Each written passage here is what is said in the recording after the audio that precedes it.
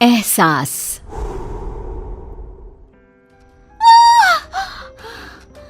फिर एक सपना, उसके पूरे होने का डर क्यों? ये सब क्यों हो रहा है मेरे साथ? क्यों? प्रीति और उसके सपने, अनकहे अनजाने, कुछ राज समेटे हुए। ये कहानी शुरू होती है बंगाल के एक छोटे से शहर वीरानगंज से, जहाँ प्रीति अपने परिवार के साथ रहती थी। उसे बचपन से ही अजीबोगरीब एहसास हुआ करते थे, जिसके होने की वजह से वो आज तक अनजान थी। क्या हुआ बेटा, तू चीखी क्यों? बड़ी माँ, सपने में एक काले कपड़े पहना आदमी हाथ में खंजर लिए मेरे पीछे भाग रहा था। मैं चीखती हुई भाग रही थी और तभी मेरी नींद टूट गई। वो काले कपड़े वाला आदमी कौन होगा बड़ी माँ? ये सब कुछ नहीं होता बेटा, बस एक सपना था। वो इंसान है हम, तो सपने तो आएंगे ही ना। इन चीजों में दिमाग मत लगाया कर, सो जा। रूपा प्रीति को सांत्वना देकर कमरे से बाहर तो आ जाती है, पर उसका मन भी डर से भर जाता है। इतिहास अपने आप को दोहरा रहा है। हे देवी माँ, मेरी बच्ची की रक्षा करना। अगली सुबह प्रीति रोज की तरह कॉलेज के लिए निकलती है। रास्ते में उसकी नजर हूबहू वैसे ही आदमी पर पड़ती है जिसे उसने सपने में देखा था। उसका चेहरा बिल्कुल काला और आंखें लाल थी। वो अपनी आंखें बड़ी बड़ी कर प्रीति को देखता है। बड़ी माँ मानती ही नहीं है। लो, वही आदमी दिख गया। अब मैं क्या करूं? भगवान मेरी रक्षा करना। प्रीति जैसे ही ये बात कहकर पीछे मुड़ती है, वो आदमी अचानक ही गायब हो जाता है। मेरा हाथ, बहुत जलन हो रही है। प्रीति क्या देखती है कि उसके हाथ में हर तरफ नोचने के निशान थे। ये अचानक मेरे हाथों पर खरोच के निशान कैसे आ रहे हैं? लग रहा है किसी ने बेरहमी से नोचा है। बहुत दर्द हो रहा है। कॉलेज पहुंचते ही कोई क्रीम लगाती हूँ। प्रीति जैसे ही कॉलेज पहुंचती है, उसकी शरीर के निशान देखकर उसके फ्रेंड्स चौंक जाते हैं। प्रिया कहती है, ये ऐसे खरोच के निशान, लग रहा है किसी जानवर ने नोचा हो। ये कैसे हुआ प्रीति? पता नहीं यार, अचानक ही। ऐसी खरोंचें तो अक्सर किसी बुरे सांप के छूने से आ जाती हैं प्रीति। क्या यार, तू भी इसे डरा रहा है?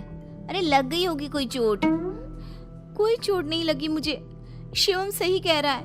मुझे रास्ते में एक अनजान शख्स दिखाई दिया और उसे मैंने सपने में भी देखा था। फिर अचानक ही वो कहीं गायब हो गया और मेरे शरीर पर ऐसे निशान आ गए। तुम्हारी बुआ के साथ भी कुछ ऐसा ही हुआ था ना? हाँ, पर मैं नहीं जानती ठीक ठीक कि क्या हुआ था। बट शायद मेरी ही उम्र की रही होंगी। मेरी तरह वो भी घटनाओं के होने से पहले उनको महसूस कर लिया करती थी। फिर एक दिन उन्होंने कुछ देखा और फिर वो कभी उठी ही नहीं। बस इतना ही जानती हूँ मैं। तुम लोग ये सब क्या लेकर बैठ गए? प्रीति को दवा लगा दो पहले, और चलो हम लोग कॉलेज के बाद कहीं घूमने जाते हैं, मजा आएगा। प्रीति का मूड ठीक करने के लिए कॉलेज के बाद सभी घूमने निकल पड़ते हैं। सड़क दोनों तरफ से पेड़ों से घिरी हुई, एक ऐसा सफर जो सबका मन मोह ले।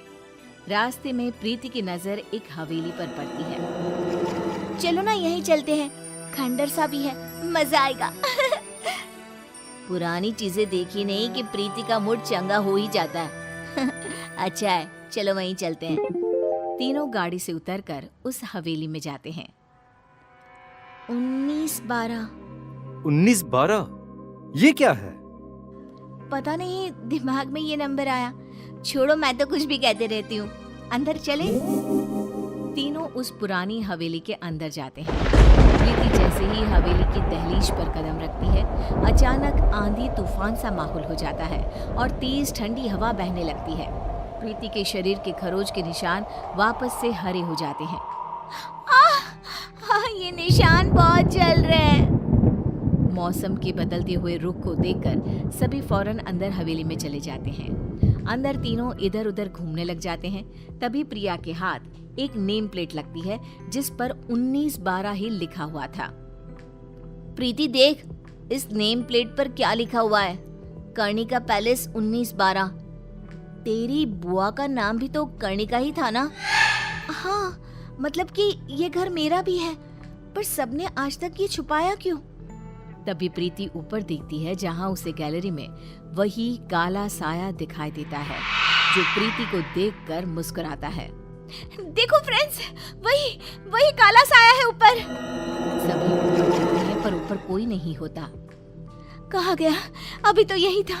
मुझे कुछ एहसास हो रहा है फ्रेंड्स, लगता है मानो इसी हवेली में मैं रही हूँ, पहले, बहुत पहले। तभी अपनी आंखों के सामने प्रीति को कुछ चीज दिखाई देनी शुरू होती है। वो देखती है कि उसकी बुआ उसी अनजान आदमी के साथ कोई तंत्र साधना कर रही है। तुमने जो कहा मैंने किया ना, अब तो मुझे जाने दो ना। नहीं कर्णिका, अब तुम पूरी तरह से मेरी हो। ये कहते ही वो आदमी कर्णिका को छूता है और कर्णिका का शरीर पूरी तरह काला पड़ जाता है और वो मर जाती है और वापस से प्रीति को सब कुछ पहले की तरह नॉर्मल दिखने लग जाता है। ये सब क्या है? बुआ जी क्यों उस आदमी के साथ थी? कौन है वो? तभी शिवम और प्रिया के सामने भी वो अनजान आदमी आ जाता है। कैसी हो कर्णिका?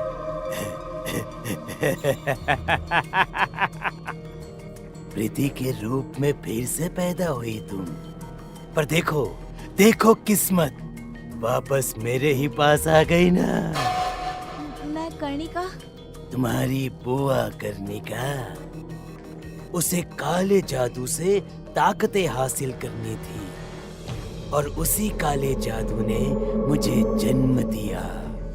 उसकी ताकत की लालच उसे ही खा गई और वो दोबारा तुम्हारे रूप में पैदा हुई।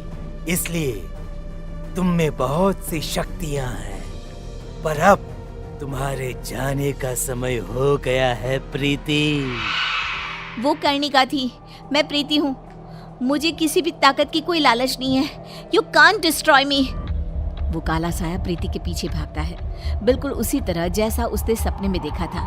प्रीति भागती हुई ऊपर कमरे में खुद को बंद कर लेती है। आज मेरा सपना ही मुझे बचाएगा।